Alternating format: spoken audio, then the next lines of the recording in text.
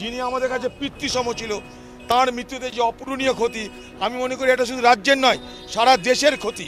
একজন বিরল ব্যক্তিত্ব, একজন বিদগ্ধ রাজনৈতিক ব্যক্তিত্বের জীবন অবসান সারা ভারতবর্ষের জন্য অপূরণীয় ক্ষতি। আমি বলতে পারি ভারতবর্ষের জন্য অপূরণীয় ক্ষতি। যিনি আমাদের কাছে একজন রাজনৈতিক পিতার মতন আমাদের কাছে, কারণ আমি পার্লামেন্টে ছিলাম, তার অধীনে তাকে আমি দেখেছি পার্লামেন্টে একজন মেম্বার হিসাবে তার বক্তব্য পেশ করতে, তার যুক্তি বানের কাছে বিরোধীদেরকে চুরমার হয়ে যেতে দেখেছি।